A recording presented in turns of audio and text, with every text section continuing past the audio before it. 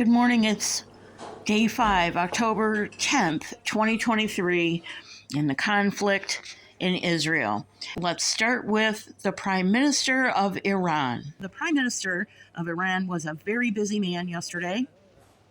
We are not going to read all of these, but the response of the Palestinian resistance results from the violation of the Palestinian people's legitimate right to self-determination, the ongoing Israeli regime's aggressions against the Palestinians and their lands, as well as continued terrorism of the regime, the Palestinian regime.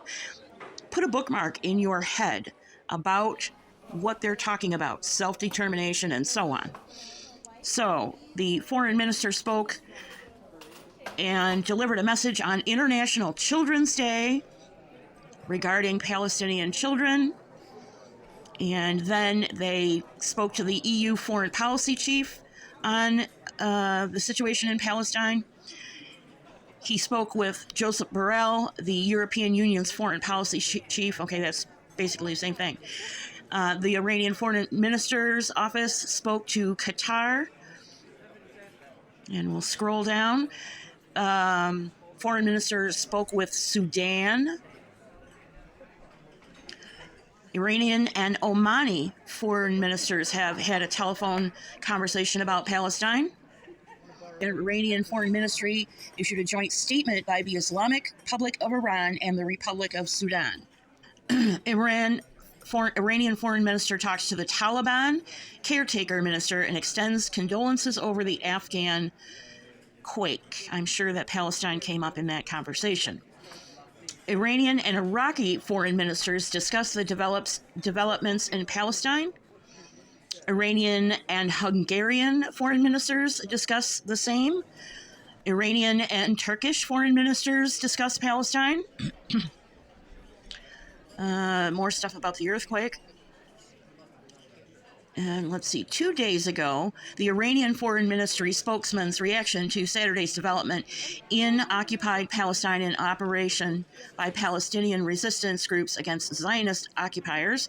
There are no Zionist occupiers in the Gaza Strip, and we'll touch on that later as well. This next article reveals a possible motivation, or at least a contributing factor, as to why Hamas would choose the time that they chose to be a disruptor in Israeli-Saudi relations. U.S. officials say it's still premature to discuss the impact of assault that killed hundreds, but diplomacy experts see war as inevitably frustrating, already difficult path to pact. And what pact they're talking about is that over the summer, the Crown Prince of Saudi Arabia was in talks with Israel to normalize relations. So let's read on a little bit further. With its surprise attack against Israel, Hamas has violently shifted the world's eyes back to the Palestinians and dealt a severe blow to the momentum for securing a landmark U.S. brokered deal between Israel and Saudi Arabia. Iranian-backed Islamist terrorists who run Gaza Strip on Saturday fired thousands of rockets. We already know that stuff. Again, I apologize for cutting the rest of that article short. The audio trouble did not stop. There wasn't much more than what we read, except for they afterwards went through the whole spiel about the last 4 days previous. Everywhere you see a blue pin is where the Iranian Prime Minister had a conversation. There's 7 out of 8 countries up there, and it slipped my mind who the last country was. Let's move on to the last in our title, the Vatican, and a surprising development. From the Jerusalem Post, the first resident cardinal in Jerusalem's history. And I could not read the rest of this article because the Jerusalem Post has already detected that I have exhausted my 3 research freebies. Nevertheless, the historic elevation of Latin Patriarch Monsignor Pierbattista Pizzaballa happened at the Vatican on September 30th, 2023. And now I feel like not only do we need our fancy map, we also need a calendar, because this is kind of interesting. On Sunday, September 17th, I wished you a good new year by posting an episode titled Lashana Tova. That was Sunday, September 16th, 2023. The following weekend was Yom Kippur, September 24th and 25th. And then following that was Sukkot. Sukkot began at sundown on Friday night, September 29th of 2023, and lasted until sundown of October 1st, which would have been Sunday.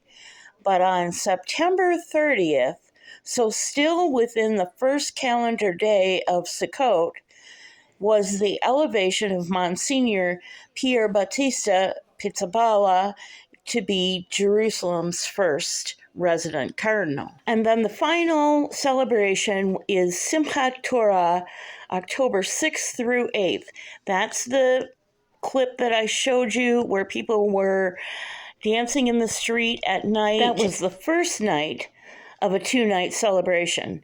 And I want to drive this point home again.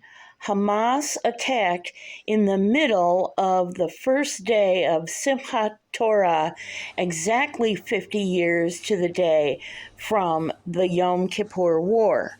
I keep hearing Western reporters and content creators and other types of commentators saying it was about 50 years or almost 50 years or 50 years in one day. It was not. It was 50 years to the day. Look at the graphic at the 3 o'clock position, and just under it, you'll see a number 1. That is the first hour of the night, and it begins at sundown. And you follow the clock around as you would a regular clock face. When you get to sundown again, that's the end of the day. Our last topic for the day.